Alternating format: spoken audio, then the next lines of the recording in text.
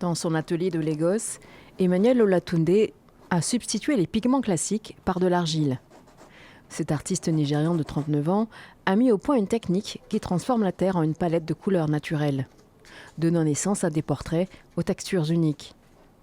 Son idée est née à l'université.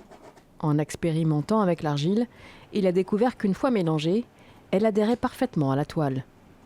Grâce à ses connaissances en chimie, il a ensuite enrichi sa formule en y ajoutant des oxydes métalliques et des liants, capables de produire une large gamme de couleurs. J'ai découvert que l'oxydation modifie davantage la couleur de l'argile que les simples variations naturelles de couleur dues au sol ou à d'autres facteurs. J'ai donc cherché des oxydes qui sont des substances que les céramistes utilisent également pour changer la couleur de leur argile. C'est ainsi que j'ai obtenu différentes couleurs. J'ai mélangé les oxydes avec un liant, puis j'ai essayé et ça a fonctionné.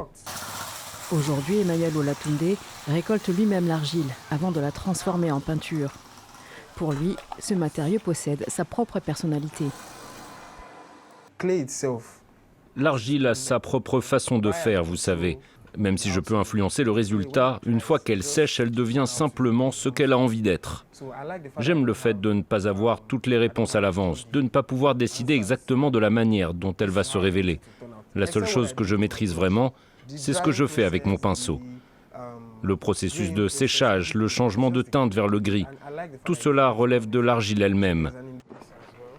Son travail s'inscrit dans une nouvelle génération d'artistes africains qui privilégient des matériaux naturels et durables, tout en repoussant les limites de la création. Mais faire accepter cette technique par le marché de l'art reste un défi. En attendant, Emmanuel Olatunde continue de perfectionner son art et de partager son travail sur les réseaux sociaux, convaincu que l'innovation peut naître de la matière la plus simple, la terre.